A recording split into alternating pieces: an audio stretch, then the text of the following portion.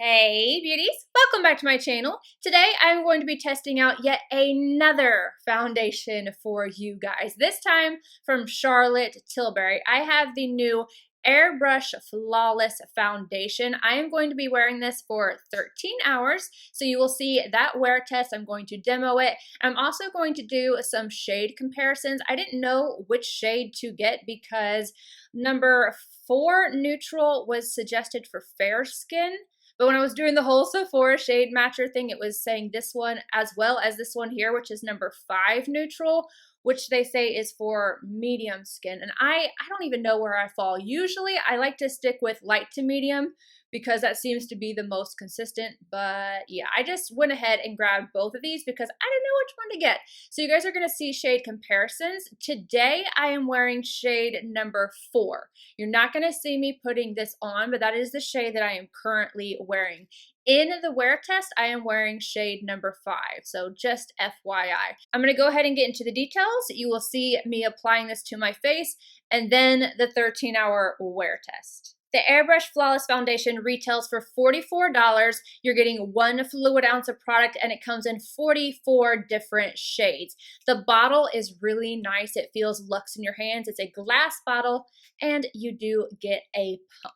Now, there's a lot of information on Charlotte's website. However, I'm just going to kind of skim through this and not read you guys a book. So the first thing is flawless is a feeling. Charlotte's new innovative foundation is the secret to a flawless, poreless looking confident complexion. A stay all day, weightless, full coverage formula with a natural matte finish. It is a hybrid foundation, so it's supposed to be a foundation and skincare in one. It has a groundbreaking magic replixium, I'm not sure what that is, to significantly reduce the appearance of wrinkles by up to 22% after 8 weeks of use. And then it also has Moss Cell Tech. I don't know what that is. Number 1, to boost hydration by up to 216%, and air cool for an instant fresh feel on the skin. Those are some major claims, you guys. Obviously, I have not tried this for 8 weeks, and I don't have significant wrinkles or anything like that. I'm 33. I do have some fine lines, but I have not tried this for that long to be able to tell you if I notice any kind of difference. Now I'm going to go ahead and get into me applying this foundation to my skin. As always, when I do a wear test, I do not put a primer on the perimeter of my face, but I do on my pores because my pores need it. I always wear it, so I always use it whenever I try any type of foundation. Those are linked down below. I'm applying this with a sponge. I have to tell you, a little goes a long way. I was a little bit shocked whenever I started going in because I was like, oh, there is a lot, and this I had to start moving it around my face because I think I got a little bit too much. I definitely had quite a bit left on the pan. I squirted out 3 squirts, and I want to say I had at least 1 full pump left on my Petri dish. So 2 pumps does your entire face and your neck because I have to go down my neck. And again, just in case anybody is wondering or forgot, I am using the shade number 5 in the demo. Now, the finish of this is beautiful. I definitely got a medium full. Like I would say it's almost full, but not quite with just 1 layer. But everything looks flawless, it looks smooth, and it looks like it has a nice satin finish. Now, something to keep in mind with this foundation is that as it dries, it doesn't oxidize, it gets darker because it's a matte type of finish. I know it looks satin right off the bat, but it does darken. When I saw the foundation shades online, I saw the side by side, with it wet and dry. And I have to say that that does happen. It did get a little bit darker. It didn't oxidize throughout the day or anything, but as it set, it did get a little bit darker. Now let me go ahead and show you what it looks like after I have had this on for 2 hours. I went ahead, I had my lunch, and I was kind of lollygagging around. I forgot to do like an immediate up close. So this is 2 hours in. My face looks like perfection. Everything is smoothed out. It doesn't look heavy. It doesn't feel heavy. It doesn't look cakey. I just think this looks like beautiful makeup. But it is obvious that you are wearing makeup when you have this foundation on because, like I said, this is a medium, almost full right off the bat, and then you put powder and everything on top. it is quite a bit of coverage, but I don't find it to be cakey or heavy feeling on the skin. Moving on to 5 hours, you're not going to see a difference here. I don't feel like I have gotten any more shiny. Nothing has moved. It's basically exactly the same as the 2-hour mark and as when I first applied it. So 5 hours, we are still going strong. Now for 9 hours. This is where I kind of start to see slight wear on my pores, and it's different than normal wear. Usually when I get wear on my pores, it starts to look cakey or like heavy, oily, or something like that. But this does something different.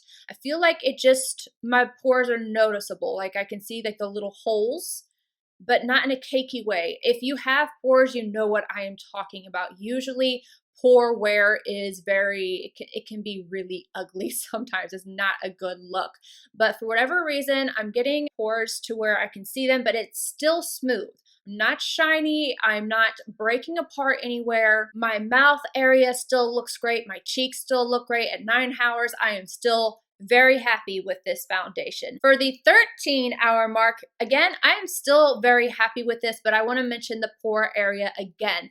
Because this foundation claims to be pore smoothing, I find it to be a little bit irritating to me that I can see like the little holes in my pores. I know a lot of people are always like, oh, you don't have pores. I do. I definitely do. And again, it's not bad because it's not cakey or anything like that, but I can see the tiny little holes all where my pores are. Other than that, I feel like my skin is more satin, not dewy or oily, other than a little bit of oil right around the crease of my nose and just a tiny bit on my chin.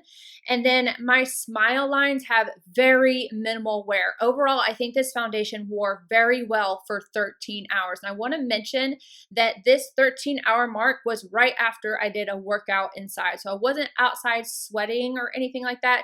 I sweat just a little bit when I'm inside, but really nothing major. But I do want to just throw that in there that I was doing my workout right before doing this check-in, you know, like with the exercise ball, the ankle weights, like that kind of thing. So just a little FYI, if you will. For my thoughts on this foundation, I don't know where I'm going to rank this because I really like the way that it lasts. It really looks nice on the skin. It's a little bit more matte than what I prefer. I do prefer the Anastasia Luminous Foundation and the new Fenty over this. And it's mainly just because of the matteness of this, because as it sets, it does get a little bit more matte. If you are really dry, it's possible that you're going to have a little bit of difficulty with this. I would definitely suggest the other two over this one. But again, it's still possible to wear because you can use a hydrating primer or anything like that. Today, I have on my By Terry HYDRA powder, and I definitely feel like it's just a little bit more hydrated looking than what it was during the wear test. But again, it still looked nice during the wear test. You could also spray your face with a hydrating mist like the Glow Recipe before and after application if you want to try this if you're dry, but overall, I think this is best suited for normal, combo, and oily skin types, and I would suggest using just one layer because I think that when you build this one up, it can look cakey, so making sure that you just get one even layer all over is important. I do want to reiterate the pore situation. While I think this is better than some other ones that get cakey and nasty and shiny on the pores, I'm still a little bit kind of disappointed in the fact that I do get the holes. I don't get the cakiness or the oiliness, but it's like it just sinks into my pores in a way that I don't see other foundations doing. It's better than being cakey or oily or anything like that, but it's just something that kind of bothers me. So if you have pores, it's something that I would just tell you to watch out for.